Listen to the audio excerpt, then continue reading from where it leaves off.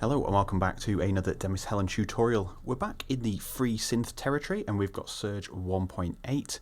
It's a synth that I've not been following and I'm a little bit late off the mark in terms of this update, but we do have a couple of features that I want to draw our attention to, which is great for trance production, and it's going to give you an overall better sound and more control over the shape and the timbre.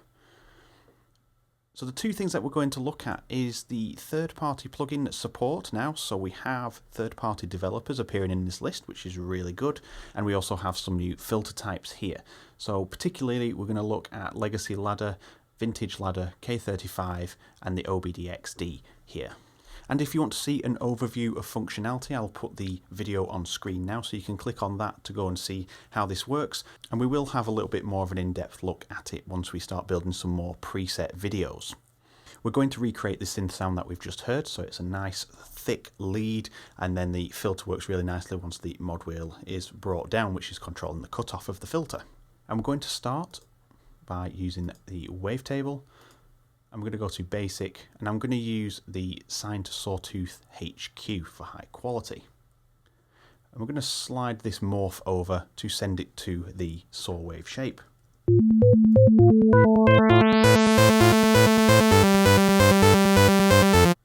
So there we are, we have our saw wave, and we're going to introduce 16 voices. And we're going to bring up the unison detune.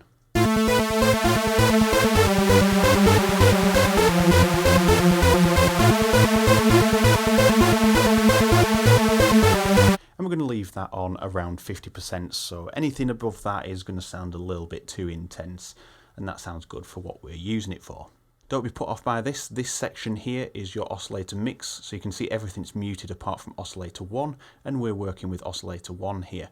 And we're going to go straight through. We're not going to go through any of this setup and configuration up here because we don't need to.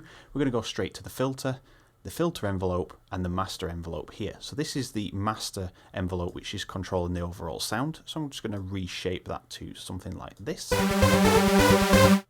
Just so there's a little bit of release tail on there.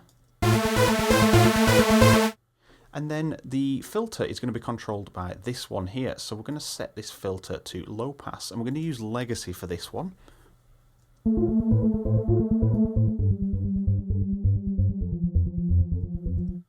And we get nice reference points here. So you can see on the left hand side we have the note that it's actually particularly on, as well as what that is in hertz on the right hand side. So we're on A3 at 224 hertz. So we can really tune and fine tune into where you want that actual cutoff to land when we close the mod wheel.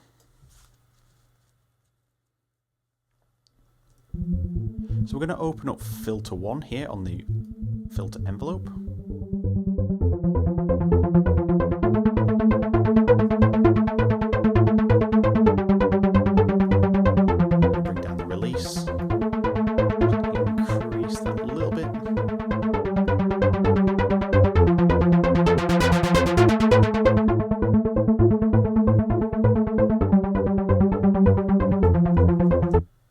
We've got it to the desired level where we want that actually to be closed off to.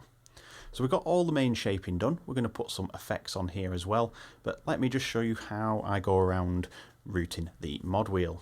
So by clicking mod wheel here till it turns green, then we can assign everything we want to that particular mod wheel. So we want to assign the cutoff to actually open up, and we can set the position that it will be. So the orange is the original position, the green is where the mod wheel or whatever parameter you've got chosen down here will open it to. So let's click back off that, and when I move the mod wheel on my keyboard,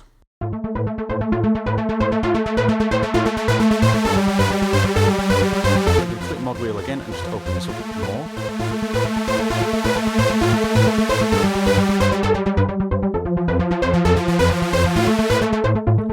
And there we are, we have the basics of our sound. Now looking at the effects, we can see here that we have a complex routing system. It's not too complex once you get used to how this is built, but we have our routing here. So we're going to have two inserts that we can have here, and then we can have two global effects, master effects on there as well. So starting off with reverb, let's choose reverb 1, and I'm just going to choose long 1 for now. I'm going to drop the pre-delay and drop the mix down to less than 50 because we're not using this as a send. I'm just going to increase the width a little bit. So we've got a good starting point there. All I'm going to do is drop this decay time to about 4 seconds. I don't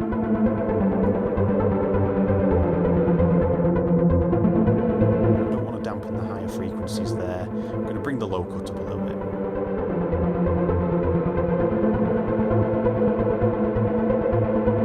And then we can use these peak frequencies here so we can actually increase the gain. Choose where we want that peak to be. So about there. 30%. Okay, so we now have a reverb built in.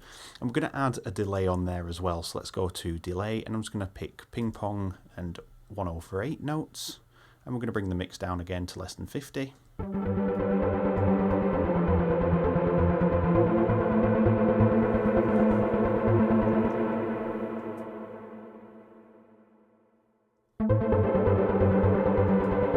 Turn the modulation off for now.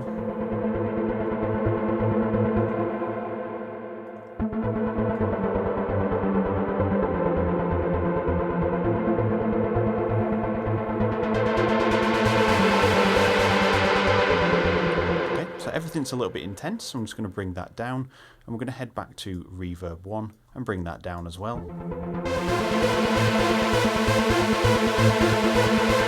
Just going to bring some of them lows out again.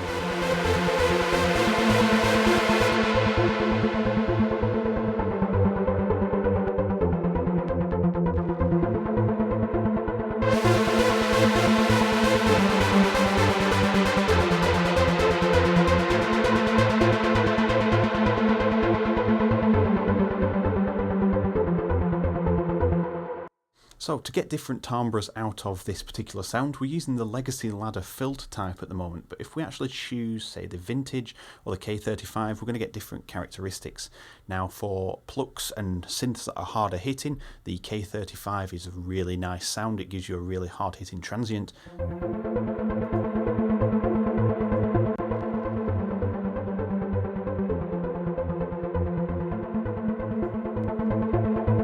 The legacy has a little bit more power behind it. It sounds like it's got a bit of drive, whereas the vintage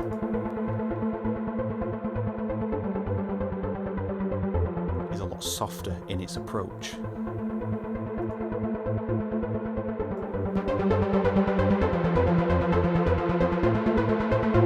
A35 has a lot more energy in it compared to the legacy that we had.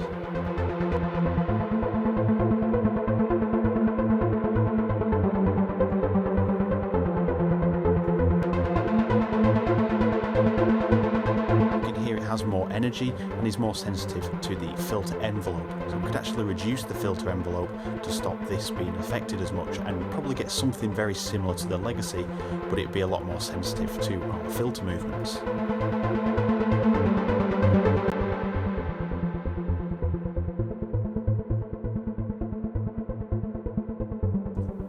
And the diode ladder has a lot less sensitivity than, say, K35. As you can hear, that sounds a lot lower than what we had on the legacy ladder.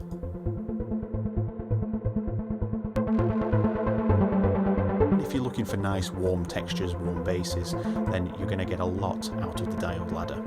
Then we have the OBXDs.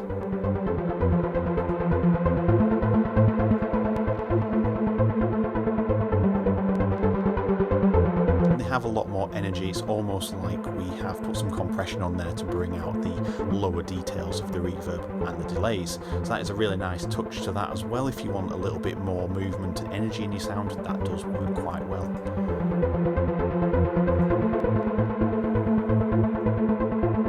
So legacy ladder is working really nicely for us on this particular one, and we can jump over now to the global effects. And on the global effects, we're actually going to use the Air Windows tape. And we're going to go to tape. And let's just have a listen to this with the mix on and off.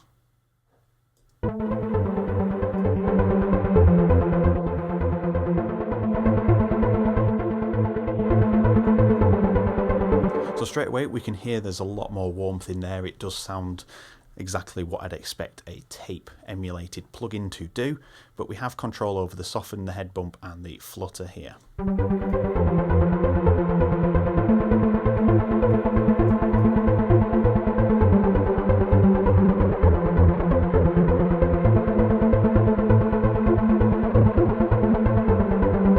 we can have a minimal amount of flutter there. Soften that up a little bit. And it brings more energy and adds a nice saturated feel to the sound. And finally, global effects number 2, because we've already got saturation with the tape. I would usually choose some more saturation here from the air windows, but we're actually going to use the built-in EQ, and we're going to pick brilliance. So I'm going to go from bright to brilliance so we can hear what effect that is adding on.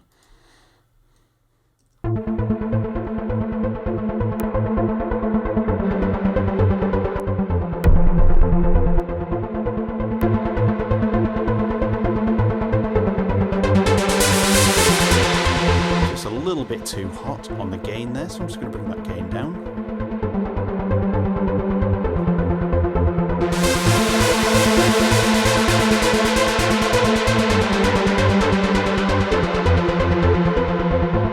And we could argue that the reverb is a little bit intense still.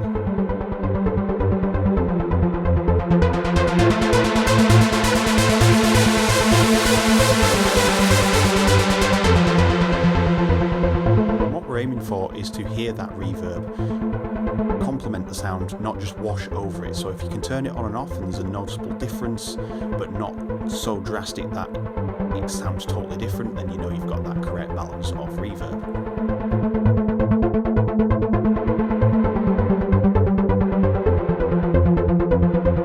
So it's adding just enough to give it some atmosphere and give it a space in the mix, so that is quite a nice positioning there.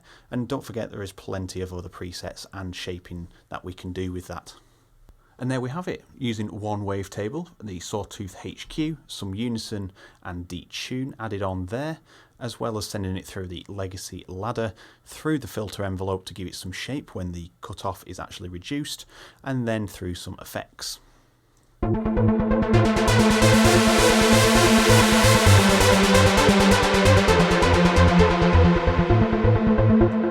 Just go to demishellen.com/free presets. The link is in the description, and you can download a plethora of different synth free presets that we've covered over the previous videos. So thank you very much for watching. Hope you enjoyed the video. If you did, leave a comment and a like, and don't forget to subscribe and hit the bell icon so you can get to see as soon as I upload. So thank you very much for watching, and I'll see you all in the next video.